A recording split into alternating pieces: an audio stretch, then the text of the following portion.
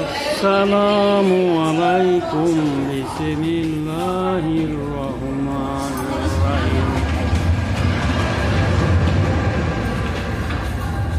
সবচেয়ে বড় নূরময় চির সুন্দরতম সকলেরই সর্বশ্রেষ্ঠতম মালিক মহান পবিত্র আল্লাহ, তোমাকে স্মরণ করিয়া শুরু করিতেছি। তোমারই মনোনীত ব্যক্তিদের মাধ্যমে আমাকে সাহায্য করো দয়া করিয়া। নামাজে কোনো সওয়াব নাই, নামাজে কোনো সওয়াব নাই।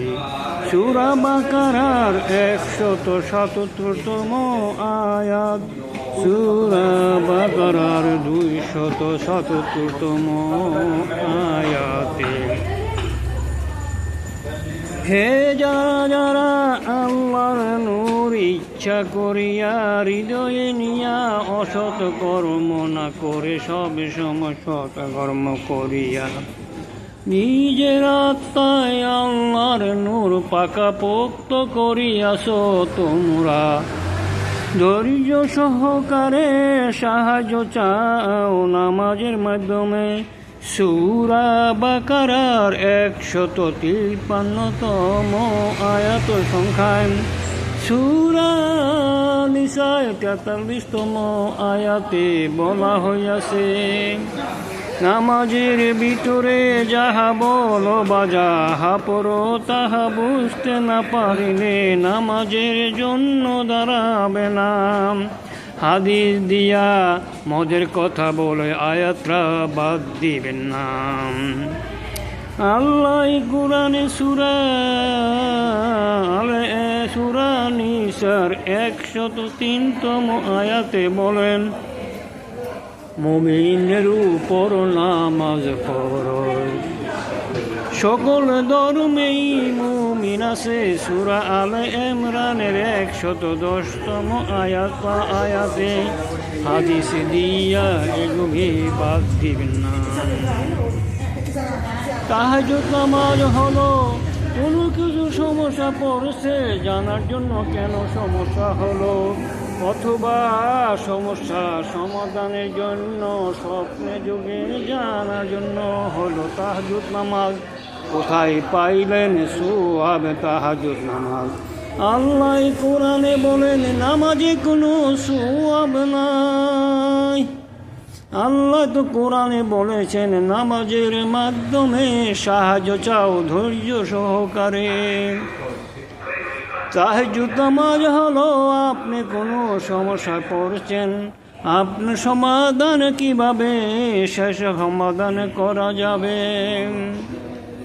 আপনি হাদিস বিশ্বাস করতে পারিতেছেন না কোনটা সঠিক কোনটা অঠিক, আপনি তাহাজ্জুদ নামাজ পড়িয়া জানতে পারবেন।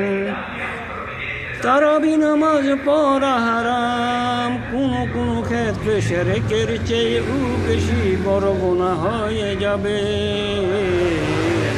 তাহাজ্জুদ নামাজ পড়া হারাম, তাহাজ্জুদ নামাজ পড়া হারাম। আল্লাহ কোরআনে বলেন, কোরআনের আয়াত যতটুকু পড়ো মনোযোগে ধীরে ধীরে বুঝে বুঝে পড়ো। কোরআন পড়ো অথচ বুঝো না, মিথ্যায় আশা ছাড়া আর কিছু হবে না। মিথ্যাবাদীরা কোরআন পড়িলে আত্মা রোগ হয়, আর সেই রোগ নিয়ে মারা গেলে তাকে জাহান্নামে পাঠানো হবে।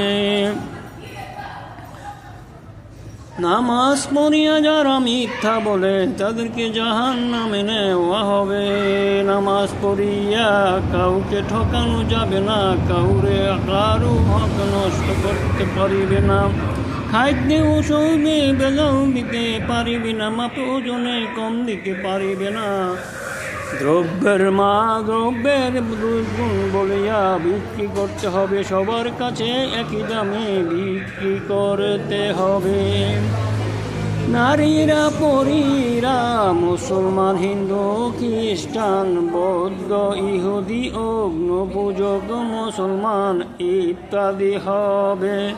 নিজ নিজ স্বামীর কাছে যে নারী বিয়ের আগে বলে আমি হিন্দু, আমি বৌদ্ধ, আমি ইহুদি, আমি খ্রিস্টান, আমি অগ্নি পূজক, আমি মুসলমান, তারা ফাঁসে। যে নারী বিয়ের পরে স্বামী সন্তান ছাড়া অন্য কোনো চিন্তা করে, তাকে প্রতি মুহূর্তে জাহান্নামে ডাকে। হাফেজ সুন্দরতম আল্লাহ, হাফেজ সুন্দরতম আল্লাহ, হাফেজ সুন্দরতম আল্লাহ।